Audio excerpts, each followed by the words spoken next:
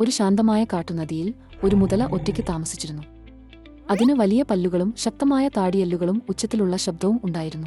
എന്നാൽ മുതല അല്പം ദേഷ്യക്കാരനും ലജ്ജാശീലനുമായിരുന്നില്ല. മൃഗങ്ങൾ നദിയുടെ അടുത്തേക്ക് വരുമ്പോഴെല്ലാം അവ ഓടിപ്പോയി. മുതല കടിച്ചേക്കാം, കുരങ്ങൻ പറഞ്ഞു. നമുക്ക് ദൂരെ നിൽക്കാം, മാൻ പറഞ്ഞു. മുതലയ്ക്ക് സങ്കടം തോന്നി. എനിക്ക് ഒരു സുഹൃത്തിനെ വേണം, അവൻ നെടുവീർപ്പിട്ടു. ഒരു ദിവസം ഒരു ചെറിയ തവള നദിയിലേക്ക് ചാടി. ഹലോ മിസ്റ്റർ മുതല, തവള പറഞ്ഞു. മുതല അത്ഭുതപ്പെട്ടു. നിങ്ങൾ എന്നെ ഭയപ്പെടുന്നില്ലേ? ഇല്ല, തവള പറഞ്ഞു. നിങ്ങൾ ശക്തനായി കാണപ്പെടുന്നു, പക്ഷേ നിങ്ങളുടെ കണ്ണുകൾ ദയുള്ളവയാണ്. മുതല ആദ്യമായി പുഞ്ചിരിച്ചു. നന്ദി. നിങ്ങൾക്ക് കളിക്കണോ? അവർ തെറിക്കുന്ന കളികൾ കളിച്ചു, ഒളിച്ചും നോക്കിയും താമരപ്പൂക്കളിൽ പൊങ്ങിയും നിന്നു. താമസിയാതെ മറ്റു മൃഗങ്ങൾ മരങ്ങളിൽ നിന്ന് എത്തിനോക്കി. നോക്കൂ, മുതല ആസ്വദിക്കുന്നു. അവൻ ഒട്ടും പേടിയുള്ളവനല്ല. മറ്റുള്ളവരെ അവരുടെ രൂപഭാവം നോക്കി വിലയിരുത്തരുതെന്ന് മൃഗങ്ങൾക്ക് മനസ്സിലായി. എല്ലാവരോടും ദയ കാണിക്കുന്നത് നല്ലതാണ്.